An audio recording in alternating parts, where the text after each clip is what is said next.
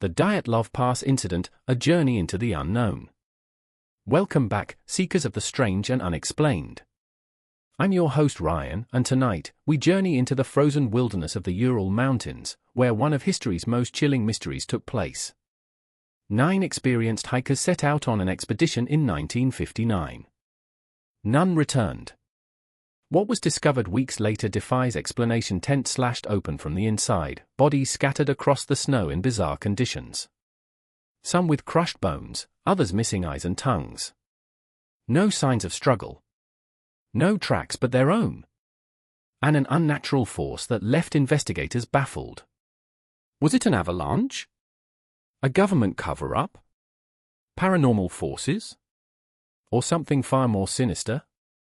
Tonight, we unravel the horrifying truth behind the Dyatlov Pass incident, a mystery that still haunts the world more than 6 decades later. Buckle in, turn down the lights, and listen closely because the answers might be more terrifying than the questions. The journey begins. The year is 1959. A group of 9 experienced hikers from the Ural Polytechnic Institute embarks on what was meant to be a thrilling winter expedition into the Ural Mountains. The leader? Igor Dyatlov, a seasoned mountaineer with a reputation for discipline and leadership. The group consists of 7 men and 2 women, strong, intelligent, and in peak physical condition. Their destination? Otorten Mountain, a remote and unforgiving landscape deep in Soviet territory. Their journey was to be challenging, but nothing they couldn't handle. The last anyone heard from them was on February 1st. After that, silence. Days turned into weeks. Concern grew. And soon, the search began. What they found sent shivers down the spine of even the most hardened rescuers. The discovery. When the search party arrived at the scene, the first thing they saw was the group's tent half buried in the snow, eerily intact but sliced open from the inside. Inside, everything seemed normal, neatly arranged gear, untouched food. But the hikers? They were gone. Their bodies were discovered over the next few days, some near the tree line, others scattered further away. The first 5 seemed to have died of hypothermia, but their conditions were odd. Some were only half-dressed, without shoes, as if they had fled in a blind panic. But the truly disturbing part? The other 4 bodies, found 2 months later, showed horrifying injuries. 1 had a fractured skull. 2 had crushed ribs, injuries so severe, a doctor compared them to the force of a car crash. And then, the most chilling detail, one of the female hikers was missing her tongue. What had happened in that desolate, frozen landscape? And why did the Soviet government seem eager to shut the case down? Official explanations. The Soviet authorities launched an investigation, but the results only deepened the mystery. The official report stated that the hikers died due to an unknown compelling force. No external wounds. No signs of an attack.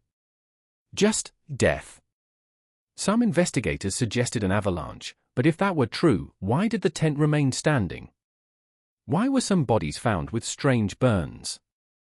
And why were high levels of radiation detected on their clothing? The government closed the case, sealing the files. But this only fueled speculation. What were they trying to hide? Theories and speculation. Over the years, many theories have emerged, each more bizarre than the last. Let's explore them. Theory 1. Avalanche or katabatic winds. One of the more rational explanations suggests that a sudden avalanche or powerful windstorm forced the hikers to flee in terror. But that doesn't explain the internal injuries or why some of them had strange burn marks on their skin. Theory 2. Military testing gone wrong. Another theory suggests the hikers accidentally stumbled upon a covert Soviet military experiment, perhaps parachute mines, sound weapons, or secret radiation tests. This might explain the burns, the missing tongue, and the bizarre fractures. But would the Soviet Union really risk killing 9 innocent students in their own backyard? Or did they have something to hide? Theory 3. The Yeti hypothesis. Some believe the hikers were attacked by an unknown creature, possibly a yeti or some cryptid lurking in the mountains. The violent injuries, the sheer panic. Did they see something they shouldn't have? Or worse, did something see them? Theory 4. Infrasound and psychological breakdown. A scientific theory suggests that infrasound waves caused by high winds could have triggered intense feelings of panic and hallucinations. This could explain why the hikers fled their tent in a panic, but it doesn't explain the brutal injuries. Theory 5. Paranormal or alien encounter. And then, there's the unexplainable. Strange lights were reported in the sky that night.